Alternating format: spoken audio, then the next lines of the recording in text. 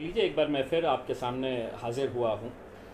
इतनी देर रात आपके सामने आने का मकसद यही है कि कुछ अहम बातें हैं जो आपको बताना बहुत ज़रूरी है।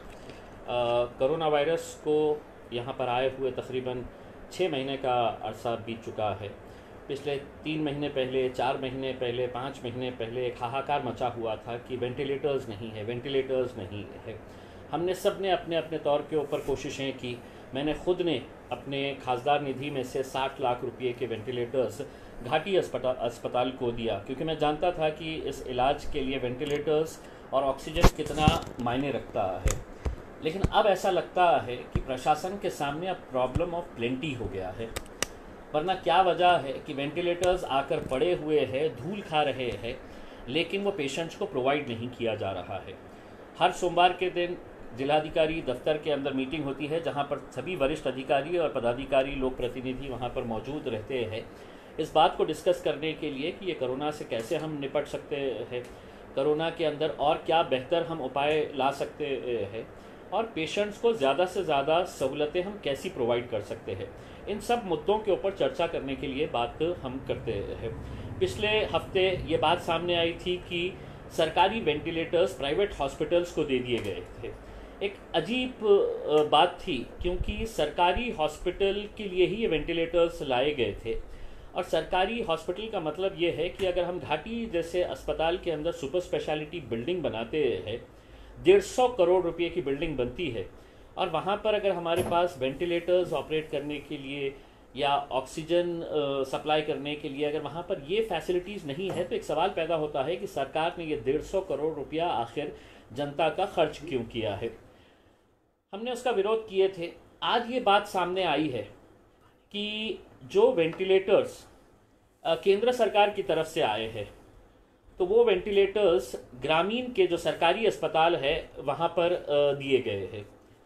ये बात जब पूछी गई कि कितने वेंटिलेटर्स आए, तो ज़िला परिषद के अधिकारियों के पास इसका जवाब नहीं था। सिविल सर्जन ने जवाब दिया कि वेंटिलेटर्स चूँकि पीएम केयर फंड से डायरेक्ट ही हॉस्पिटल्स को प्रोवाइड कर दिए गए थे। तो अब आप देखिएगा कि दिल्ली में बैठे हुए केंद्र सरकार का एक सेक्रेटरी दिल्ली में बैठकर ये तय कर लेता है कि औरंगाबाद के कन्नड़ तालुका को कितने वेंटिलेटर्स देना है, गंगापुर में कितने देना है, वैजापुर में कितने देना है, पाचोड़ में कितने देना है।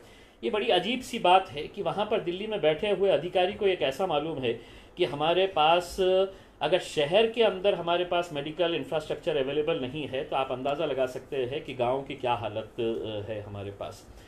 तो जब आंकड़े सामने आए कि कितने वेंटिलेटर्स, मैंने इनसे ये पूछा कि कितने वेंटिलेटर्स आए थे और कितने इंस्टॉल कर दिए गए हैं जिसका डायरेक्ट फ़ायदा पेशेंट्स को मिल रहा है, तो कुछ आंकड़े बताए गए कि इतने वेंटिलेटर्स आए थे, इतने लगा दिए हैं।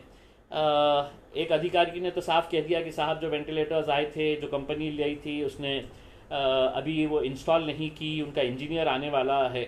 सवाल ये पैदा होता है कि हमने कोई भीख में नहीं लिए है, ये वेंटिलेटर्स का पैसा दिया गया है, गवर्नमेंट ने पैसा देकर इसे ख़रीदी है, या किसी ने इसको डोनेट नहीं किया है कि कंपनी अपनी मर्ज़ी से आएगी और जब दिल चाहे वो इंस्टॉल करके जाएगी।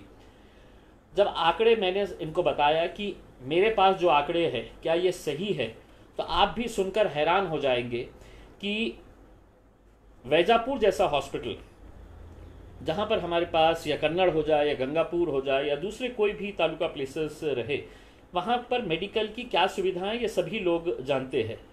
19 वेंटिलेटर्स सिर्फ वैजापुर के लिए दिए गए, 19 वेंटिलेटर्स। आप सोचिएगा कि यहाँ के औरंगाबाद के जो बड़े हॉस्पिटल्स हैं उनके पास भी 19 वेंटिलेटर्स नहीं है। ये 19 वेंटिलेटर्स अगर वैजापुर के लिए आए तो इसका इस्तेमाल कितना हो रहा है, जब ये पूछा गया तो बताया गया है कि सिर्फ 5 वेंटिलेटर्स इंस्टॉल किए गए हैं।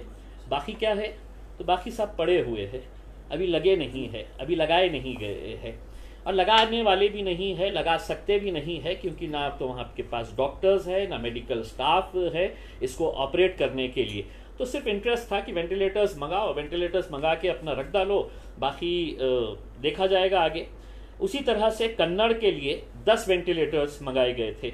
कन्नड़ तालुका इतना बड़ा तालुका है, कन्नड़ तालुका के पूरे 10 के 10 वेंटिलेटर्स अस्पताल के अंदर पड़े हुए हैं, यानी कि एक भी पेशेंट को इन वेंटिलेटर्स का फ़ायदा नहीं पहुंच रहा है। ये जिस तरह से बस आए हैं तो रखो किसी गोडाउन के अंदर।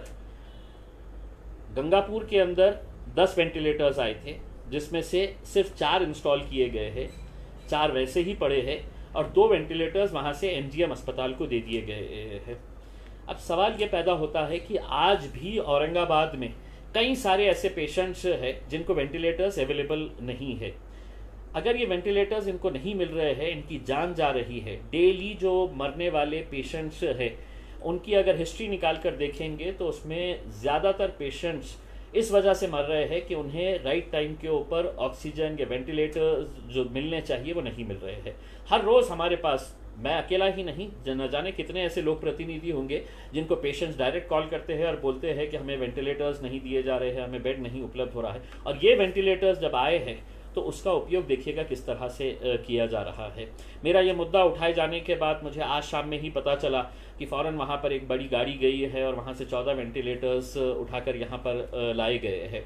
एक सवाल ये पैदा होता है कि ये वेंटिलेटर्स जो है अगर ग्रामीण इलाकों के अंदर इस्तेमाल नहीं हो सकते हैं तो ये 150 करोड़ रुपए की सुपर स्पेशलिटी बिल्डिंग कोई एंटरटेनमेंट के लिए तो बनाई नहीं गई थी कि वहाँ पर हम फिल्में दिखाने वाले हैं या वहाँ पर हम थिएटर खोलने वाले हैं।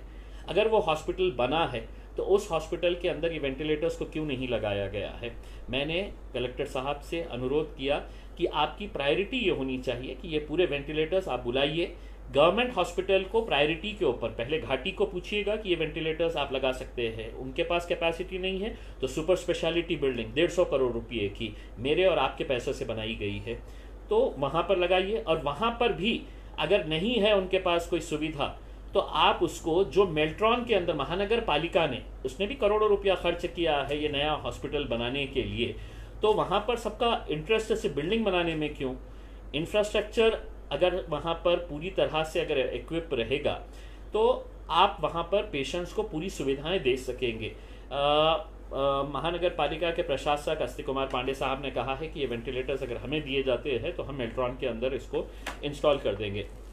तो देखिए कितनी अफसोस की बात है और हमारे लिए, सबके लिए शर्म की बात होनी चाहिए कि आज भी पेशेंट्स की अगर मौत हो रही है सिर्फ वेंटिलेटर्स नहीं मिलने की वजह से, और खामोशी से कन्नड़, गंगापुर, वैजापुर इन इलाकों के अंदर वहाँ पर पड़े हुए हैं। हमने तो ये कहा है कि कन्नड़ में अगर आप हॉस्पिटल को पूरी तरह से इक्विप करते हैं तो कन्नड़ का कोई भी पेशेंट औरंगाबाद के घाटी हॉस्पिटल में नहीं आना चाहिए। उसी तरह से गंगापुर, वैजापुर के अंदर जितने भी पेशेंट्स हैं, ये पेशेंट्स को भी यहाँ पर भेजने की ज़रूरत नहीं है। लेकिन ये उसी वक्त मुमकिन होगा जब आप अपने तालुका के हॉस्पिटल्स को पूरी तरह से इक्विप करेंगे। और ये अकेला मैं कह रहा हूँ ऐसा नहीं है, ये लोगों की भी भावना है कि वहीं का वहीं अपने हॉस्पिटल्स को अगर हम पूरी तरह से इक्विप करते हैं तो हमारे को औरंगाबाद शहर के जो हॉस्पिटल्स है उसके ऊपर बहुत ज़्यादा लोड नहीं पड़ेगा। दूसरा मुद्दा एक ये उठाया गया है कि इस पीरियड के दौरान देखा गया है कि कुछ मेडिसिन ऐसे है, जैसे इंजेक्शन्स की अगर हम बात करें कि रेमडेसिविर इंजेक्शन है या टॉसिलोजुमैब है जो तकरीबन 35-40 हज़ार रुपये का एक इंजेक्शन आता है, ये कुछ मेडिकल स्टोर्स को दिए गए हैं। ये किस आधार के ऊपर ये मेडिकल स्टोर्स का चयन किया गया है ये फूड एंड ड्रग एडमिनिस्ट्रेशन ही बता सकता है, लेकिन आज भी ये इंजेक्शन्स ब्लैक मार्केट के अंदर मिल रहे हैं। ये ब्लैक मार्केट के अंदर अवेलेबल है। पेशेंट्स को अपनी जान बचाना है तो वो जितना पैसा चाहे उतना देकर वो इंजेक्शन्स हासिल कर रहा है। इसके ऊपर रोक लगाने की ज़रूरत है। इस पीरियड के अंदर लोगों ने धंधा भी बनाया है। जैसे बहुत सारे प्राइवेट हॉस्पिटल्स के डॉक्टर्स ने हमको ये बताया है कि जो ऑक्सीजन का सिलेंडर पहले 200 रुपये में भरा जाता था, अब उसकी कीमत तकरीबन 350 रुपये कर दी गई है, या छोटा अगर था 150 का था तो उसको 300 रुपये तक कर दिया गया है। तो हमने कलेक्टर साहब से अनुरोध किया है कि जिस किसी की इस तरह की रहा है तो ये ज़रूरी हो जाना चाहिए कि ऐसे कंपनीज़ को न सिर्फ नोटिस इशू किया जाए बल्कि ऐसी कंपनीज़ को इमीडिएट सील किया जाए। तो मैं तमाम प्राइवेट हॉस्पिटल से अनुरोध करूंगा कि ऐसे टाइम के ऊपर अगर कोई मेडिकल इक्विपमेंट्स, ऑक्सीजन, गैस अगर ये हायर रेट्स के ऊपर बेच रहे हैं, पीपीई किट्स अगर हायर रेट के ऊपर बेच रहे हैं तो आप इमीडिएट इन्फॉर्म करिएगा। हम इंश्योर करेंगे कि वो कंपनी के ऊपर स्ट्रिक्ट से स्ट्रिक्ट एक्शन लेना जाना चाहिए। तो ये एक मुद्दा था कोरोना की लड़ाई के ताल्लुक से। दूसरा एक मुद्दा मैं आपको आज इस वजह से बताना ज़रूरी समझता हूँ कि आज औरंगाबाद ज़िले के अंदर ही नहीं, पूरे मराठवाड़ा के अंदर बहुत अच्छी तरह से बारिश हुई है। जायकवाड़ी डैम जो है, जो जिसके पास से पानी पूरे हमारे शहर को प्रोवाइड किया जाता है, सप्लाई किया जाता है, वो लबालब भर चुका है। लेकिन वो पानी आपके घरों तक नहीं पहुंच सकता है। क्यों नहीं पहुंच सकता है? कि जब पूरी तरह 100% डैम भर गया है तो डैम के गेट्स खोलकर पानी को बाहर छोड़ा जा रहा है, लेकिन वो आपके घर तक नहीं आ सकता है। इसलिए नहीं आ सकता है कि पिछले 20-25 सालों से महानगर पालिका में बैठी हुई जो प्रशासन था या जिसकी भी हुकूमत थी, उन्होंने कभी ये महसूस ही नहीं किया या एहसास ही नहीं हुआ था उन्हें, या उनका कुछ और मकसद था कि जायकवाड़ी से औरंगाबाद तक अगर बड़ी लाइन अगर डाल देते और औरंगाबाद के अंदर सिर्फ टैंक्स बनाने का काम करते थे, हम जो बड़े बड़े टाकियाँ जो बनाने का अगर काम कर लेते थे, तो आज हम वो पानी को वेस्ट करने की बजाय इन टैंक्स के अंदर कर सकते थे। और आज औरंगाबाद शहर के अंदर जो 6 दिन के बाद, 8 दिन के बाद, या कुछ इलाके हैं भाईजीपुरा जैसे कि जहाँ पर 10-10 दिन के बाद पानी अगर आ रहा है, तो ये कहीं ना कहीं ये प्रशासन की गलती है। जो लोग वहाँ पर बैठे हुए थे, उन लोगों ने कभी भी पानी को एक प्राथमिकता के तौर के ऊपर नहीं देखा। पानी के अंदर भी किस तरह से 2 पैसे बनाए जा सकते हैं, उन्होंने ये सब धंधे किए थे। इस वजह से आज इतनी बारिश होने के बावजूद भी आज हम आपके घर तक पानी नहीं पहुँचा पा रहे हैं। अब महानगर पालिका के अंदर किसी की भी हुकूमत नहीं है। अब 1% रूल है, वहाँ पर एडमिनिस्ट्रेटर है। मैं अस्ति कुमार पांडे साहब से अनुरोध करूँगा कि ये पानी अगर आप औरंगाबाद शहर के अंदर अगर इस पीरियड के अंदर हर 1 दिन या 2 दिन के अंदर अगर लोगों को पानी प्रोवाइड करने का, जब तक वो जायकवाड़ी डैम भरा हुआ है, तो क्या वजह है कि हम उसको लोगों तक पहुंचाने में आनाकानी कर रहे हैं। हम आपसे सिर्फ यही अनुरोध करना चाहेंगे कि इतनी बारिश होने के बाद हरसूल का जो कैपेसिटी है वो भी पूरी तरह से भर चुकी है। हरसूल के बारे में मैंने सब इंजीनियर्स के साथ मीटिंग किया तो पता चला कि औरंगाबाद के जो पुराना औरंगाबाद है उसके तकरीबन 12 से 14 वार्ड्स ऐसे हैं जहां पर हरसूल से डेली पानी है तो प्रोवाइड किया जा सकता है। चाहे फिर वो गुलमंडी का एरिया हो, राजा बाजार हो, शाहगंज हो, या दिल्ली गेट का ये पूरा एरिया है, ये यहाँ से हरसूल से ही पानी लाया जाता है। लेकिन चूंकि सबकी अपनी अपनी प्रायोरिटीज़ अलग है, इसको कोई प्राथमिकता नहीं दे रहा है।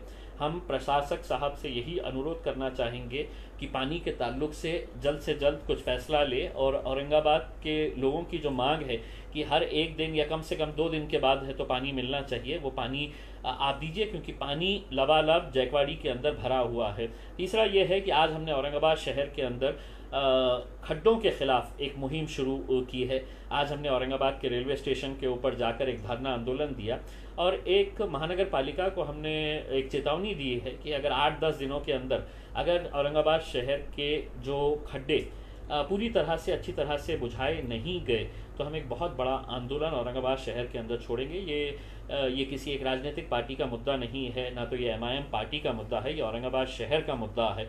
और मैं तो यही उम्मीद करूँगा कि अगर मैं मंदिर खुलाने के लिए जाता हूँ तो बहुत सारे लोग विरोध करने के लिए आ जाते हैं। मैं तो उम्मीद करूंगा वो लोग अब मेरे साथ कम से कम सड़क को अच्छी बनाने के लिए साथ में आ जाए, वो लोग मेरे साथ पानी लोगों को पहुंचाने के लिए, हम एक हाथ में हाथ डालकर हम सब औरंगाबाद शहर के ये कामों को हम अंजाम दे सकते हैं। बशर्ते इसके अंदर कोई राजनीति नहीं होनी चाहिए, इसके अंदर जाति धर्म के चश्मे से आप मत देखिएगा। ये औरंगाबाद की जनता की ज़रूरत है, और उन ज़रूरतों को पूरा करने के लिए अगर हम सभी लोग प्रतिनिधि एक साथ मिलकर आए तो मैं समझता हूँ ये मुमकिन है। बहुत बहुत धन्यवाद।